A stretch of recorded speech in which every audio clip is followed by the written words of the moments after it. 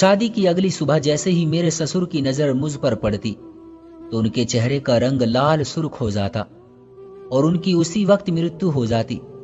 बस उनके मुंह से यही शब्द निकलते कि ये तो वही लड़की है। उसके बाद मेरी सास मुझे मनहूस कहना शुरू कर देती और मेरा पति उसी दिन मुझसे तलाक लेकर मुझे घर से निकाल देता। मेरी अब तक 3 शादियां हो चुकी थी और हर बार ऐसा ही होता था। मैं हैरान थी कि ये सब मेरे साथ क्यों हो रहा है। मैं जवान थी, खूबसूरत थी, मुझ में कोई कमी नहीं थी, फिर ये सब होने की क्या वजह थी। इस बार मेरी 4थी शादी हो रही थी और मुझे अपनी मां पर शक होने लगा। मगर इस बार मैंने शादी से पहले अपनी मां का पीछा किया, लेकिन ये देखकर तो मेरी जान ही निकल गई। मेरी मां, मेरी छोटी बहन और एक नौजवान लड़के को। मेरा नाम वंशिका है और मैं एक छोटे से गांव से संबंध रखती हूं।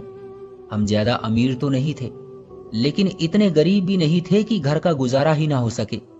हमारे घर में 7 सदस्य हैं, माँ, बाबा और हम 5 बहन भाई। मेरे 3 भाई हैं और हम 2 बहनें हैं। हम सब बहन भाइयों में बहुत ज्यादा प्यार है। हमारे बाबा भी हमसे बहुत ज्यादा मोहब्बत करते हैं, लेकिन हमारी माँ का व्यवहार हमारे साथ बहुत अजीब है। मुझे कभी कभी उनका व्यवहार समझ नहीं आता, लेकिन फिर मैं खामोश रह जाती हूँ, क्योंकि मुझे मेरे बाबा कहते हैं कि वो हम लोगों की माँ है और एक माँ अच्छे तरीके से जानती है कि अपने बच्चों को कैसे हैंडल करना है। मैं उनकी बात सुनकर खामोश हो जाती। मुझे कुछ वक्त के लिए तसल्ली भी हो जाती, लेकिन जब मेरी माँ हम बहन भाइयों के बीच फर्क करती तो मुझे बहुत दुख होता, क्योंकि हम भी तो उन्हीं के बच्चे थे। मगर वो 3 बच्चों से ज्यादा प्यार करती थी। मुझे ऐसा लगा था कि जैसे उन्हें मुझसे और मेरे बड़े भाई से कोई खास लगाव नहीं है, मगर फिर भी हम दोनों उनसे बहुत प्यार करते थे।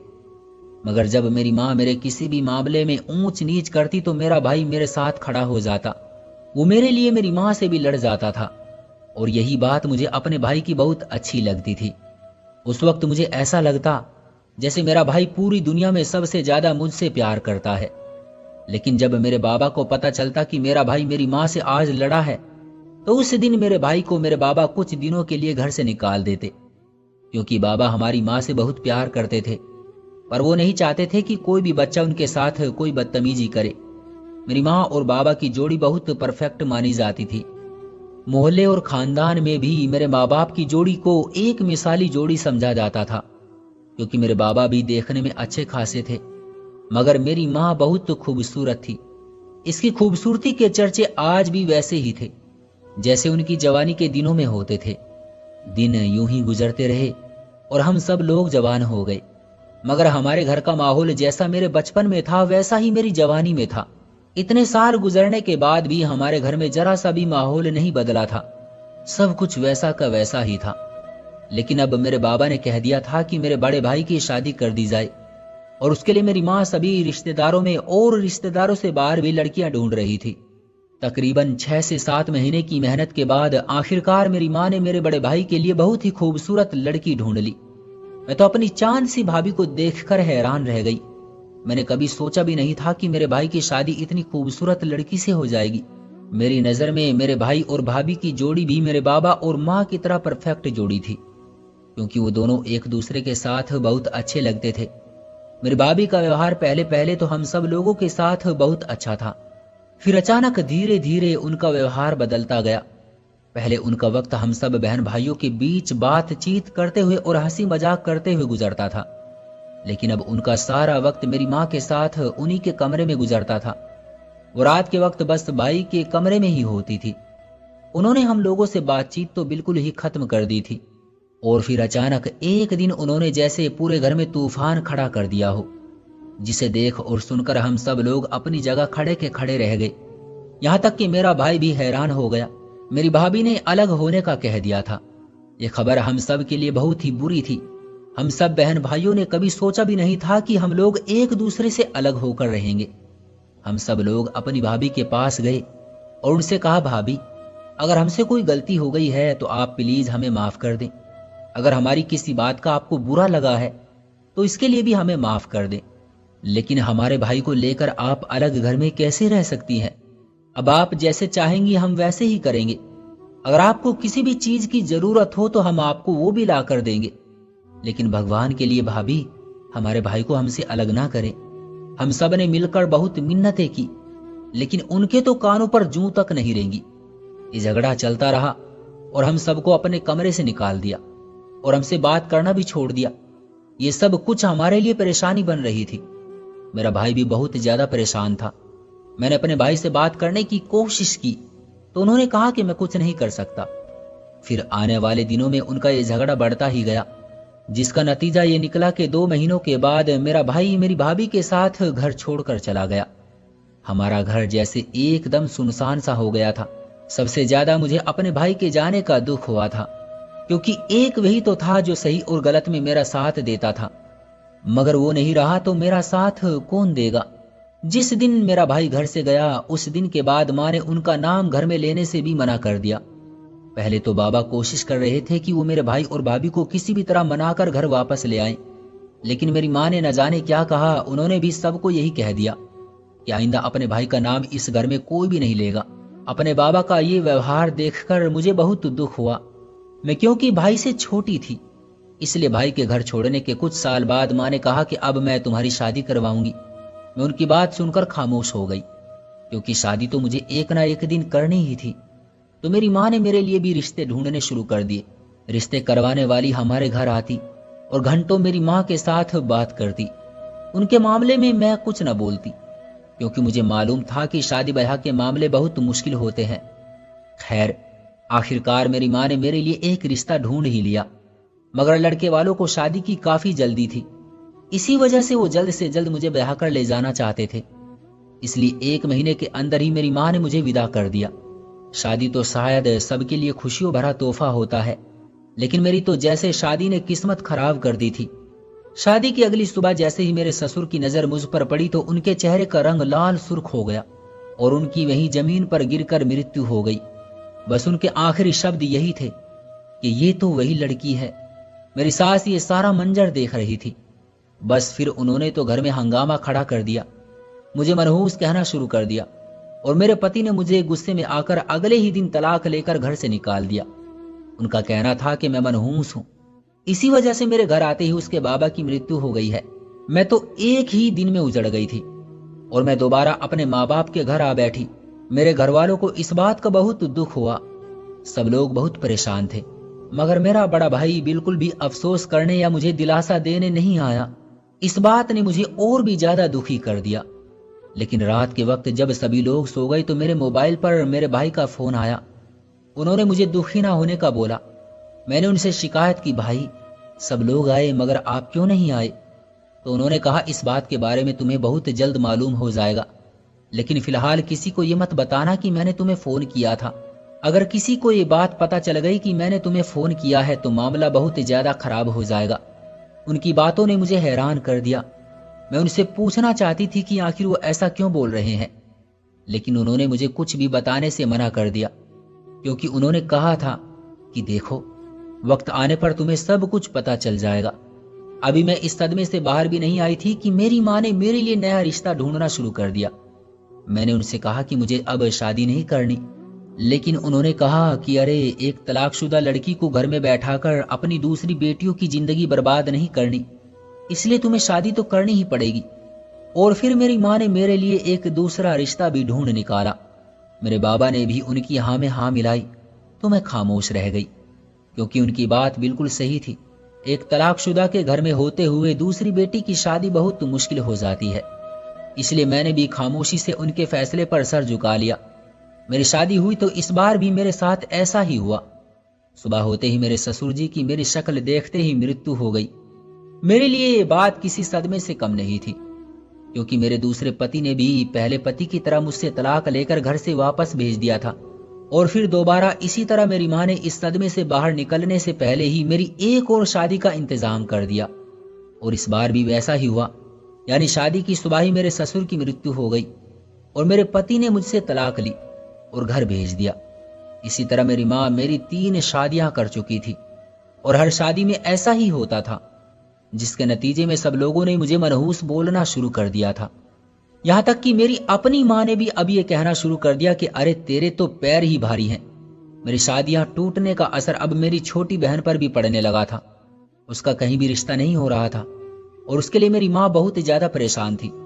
वो हर वक्त रोती रहती और मेरे बाबा को भी खूब बात सुनाती रहती है कि अब हमारी छोटी बेटी के लिए कोई रिश्ता नहीं आ रहा है, हम क्या करेंगे।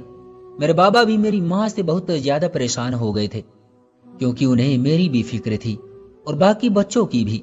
मगर माँ के इतने ज्यादा दुखड़े सुन सुनकर आखिरकार वो अपना सारा गुस्सा मुझ पर ही निकालते। मैंने कभी भी उनसे कोई शिकायत नहीं की थी, क्योंकि हमारे घर में जितने भी झगड़े हो रहे थे वो सब मेरी वजह से ही तो हो रहे थे। 3 तलाकों का लेबल अपने माथे पर लगाकर आखिर में इस घर में रह रही थी। मैंने अपनी माँ से अब साफ साफ कह दिया था कि मुझे शादी की अब कोई जरूरत नहीं है, लेकिन माँ ने कहा कि नहीं नहीं, हम तुझे यूं घर में बैठाकर भी नहीं रख सकते, तुझे शादी करनी ही पड़ेगी। और उन्होंने मेरी चौथी शादी का भी इंतजाम कर दिया। मुझे समझ नहीं आ रहा था कि 3 दफा तलाकशुदा लड़की से आखिर अब कौन शादी करना चाहता है। मुझे इस बार अपनी माँ पर शक होने लगा। शादी से पहले शादी की तैयारी करने के लिए मेरी माँ न जाने कहां कहां घूमती रहती थी। मैंने भी शादी से पहले अपनी माँ का पीछा करना शुरू कर दिया। आखिरकार मुझे भी तो पता चले कि वो ऐसी कौन सी तैयारी कर रही है। जब मैंने उनका पीछा किया तो वो बाजार से होते हुए एक होटल में जाकर बैठ गई। मैं उनकी हरकत देखकर हैरान रह गई, क्योंकि उन्हें तो बाहर का खाना हजम ही नहीं होता था। फिर वो होटल में आकर क्यों बैठ गई थी? मगर जल्दी मुझे मेरी उलझन का जवाब मिल गया था, क्योंकि थोड़ी ही देर में वहां पर मेरी छोटी बहन और उसके साथ एक लड़का आकर मेरी माँ के पास बैठ गया और वो दोनों मिलकर मेरी शादी के बारे में बातें कर रहे थे। मगर मुझे उनकी बातें साफ साफ सुनाई नहीं दे रही थी, लेकिन मैं इतना जरूर जान गई थी कि दाल में जरूर कुछ काला है। और ये लड़का कौन है? मैं इस लड़के को जिंदगी में पहली बार देख रही थी। घर आकर मैंने इस बारे में बहुत सोचा, लेकिन मुझे कुछ भी समझ नहीं आ रहा था। 2 दिन तक मैं यूं ही परेशान घूमती रही, क्योंकि इस बार मेरा शादी करने का कोई इरादा नहीं था। इसलिए मैंने अपने भाई को कॉल की ताकि उनसे बात कर सकूं, कोई सही मशवरा ले सकूं।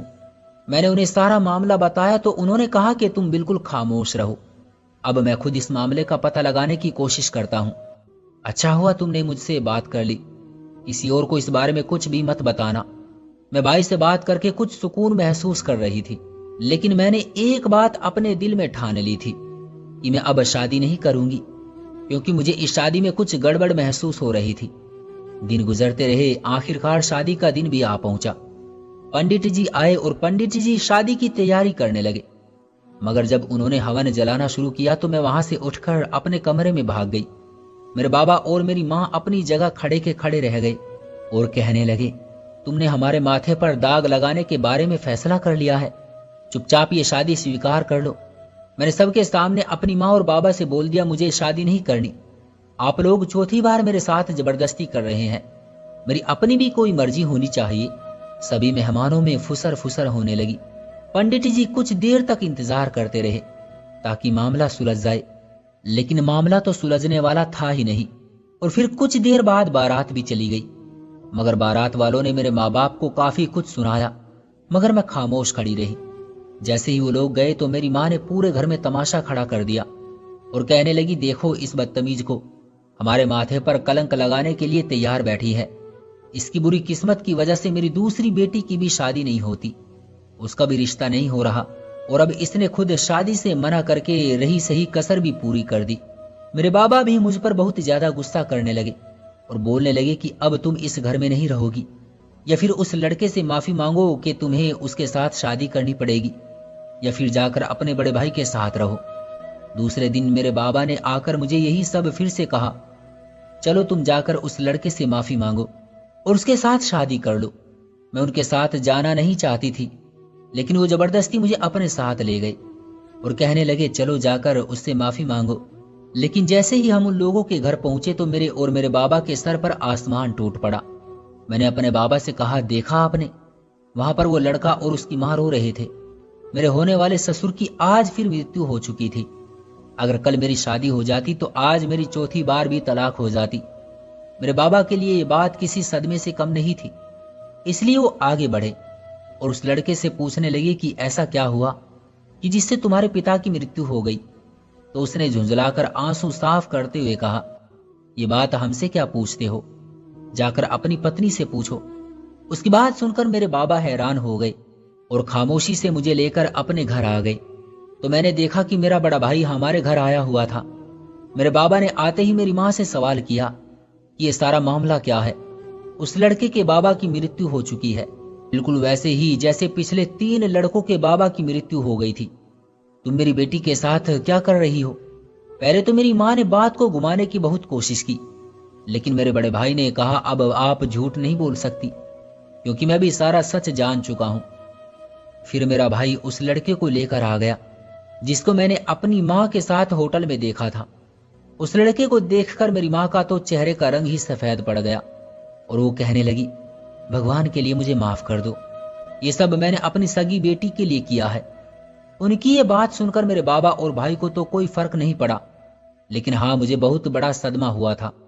सगी बेटी मतलब? मैंने हैरत से अपने बाबा की तरफ देखा और उनसे पूछा कि ये कैसी बातें कर रही हैं। तो मेरे बाबा ने कहा, बेटा ये तुम्हारी माँ नहीं है, तुम्हारी माँ मरने के बाद मैंने इसके साथ दूसरी शादी कर ली थी। उनकी बात मेरे लिए हैरत ज़्यादा थी, लेकिन मेरी हैरत को एक तरफ रखकर वो दोबारा मेरी माँ से पूछने लगे, आखिर ये सब चल क्या रहा है? तो उन्होंने कहा, ये लड़का जो है ये आपकी छोटी बेटी का पति है। ये दोनों एक दूसरे से मोहब्बत करते हैं। घर वालों से बात छुपाकर उन्होंने शादी कर ली और जब मुझे ये बात पता चली तो मैं बहुत डर गई, क्योंकि ये लड़का बहुत ही गरीब था, कोई नौकरी भी नहीं करता है। ऐसे लड़के के साथ आप अपनी बेटी की शादी कभी नहीं करते और आपकी बेटी इससे शादी कर चुकी थी। लेकिन जब हमारी बड़ी बेटी वंशिका की शादी होने लगी तो मेरे दिमाग में एक तरकीब आई। मैंने रिश्ते करवाने वाली को बुलाकर कहा कि ऐसे लड़कों के रिश्ते लेकर आए जिनका बाप बीमार रहता हो, और फिर मैं शादी की रात एक मीठी खीर बनाकर उसे खिलाती और कहती कि ये आपकी बहू ने स्पेशल आपके लिए बनाई है। वो मजे से खा लेते, जबकि उसमें मैंने जहर मिलाया होता था जिसका असर अगले 12 घंटों में हो जाता था। उनकी मृत्यु के बाद वंशिका का पति उसे मनहूस कहकर तलाक दे देता और मैंने ये सोचा था कि इस तरह जब आपकी बेटी की कई बार तलाक हो जाएगी तो कोई भी आपकी दूसरी बेटी को रिश्ता देने के लिए तैयार नहीं होगा। तब ये लड़का आएगा और फिर मजबूरन रिश्ता न आने की वजह से आपको हाँ करनी पड़ेगी। मैंने कहा, भाई और भाभी घर से क्यों गए? मेरे सवाल पर बाबा चौंक गए। मेरी माँ बोली, मैं उसकी पत्नी को धमकियां देती थी कि अगर वो अपने पति को लेकर अलग नहीं हुई तो मैं बहुत जल्द तुम दोनों की तलाक करवा दूंगी। मैंने उसे घर से इसलिए निकाल दिया था कि इसे मेरी छोटी बेटी के कारनामों के बारे में कहीं पता न चल जाए, और जो मैं उसकी बहन के साथ करने जा रही थी अगर उसके बारे में आपके बड़े बेटे को पता चल जाता तो मेरी इस घर में रहने की कोई गुंजाइश नहीं रहती। उनकी बातें और साजिशें सुनकर मेरे बाबा को बहुत दुख हुआ। एक बेटी की गलती छुपाने के लिए तुमने मेरी दूसरी बेटी की जिंदगी हर तरह से बर्बाद कर दी और 3 लोगों की जान भी ले ली। मेरी माँ ने मेरे बाबा से माफी मांगने की बहुत कोशिश की, मगर उनका गुस्सा हद से बढ़ गया था। माफी की कोई गुंजाइश नहीं थी और इसी वक्त मेरे बाबा ने गुस्से में आकर उन्हें पुलिस के हवाले कर दिया और अपनी छोटी बेटी को उसके पति के साथ विदा कर दिया। उसके बाद मेरे बाबा ने मेरे भाई और भाभी से अब तक की हर गलतफहमी के लिए माफी मांगी और कहा, बेटा घर वापस आ जाओ, तुम्हारे बगैर ये घर सुनसान हो गया है। उसके बाद मेरे बाबा ने मुझसे माफी मांगी और कहा, बेटा मैं खुद तुम्हारी शादी किसी अच्छे से घराने में कर दूंगा। आज इस बात को 3 साल गुजर गए हैं। हम सब बहुत खुश हैं, मगर मेरी माँ जिसने 3 लोगों की जान ली थी आज भी जेल में अपने किए की सजा भुगत रही है। तो दोस्तों, ये थी हमारी आज की कहानी। उम्मीद करते हैं कि आपको पसंद आई होगी। आपका क्या कहना है इस कहानी के बारे में? कमेंट करके हमें जरूर बताएं। वीडियो को लाइक करके चैनल को सब्सक्राइब कर लीजिए और साथ में घंटी को दबाकर ऑल पर सेट कर लीजिए ताकि आने वाली वीडियो आपको तुरंत मिले। मुझे दीजिए अगली वीडियो तक इजाजत। तब तक के लिए धन्यवाद।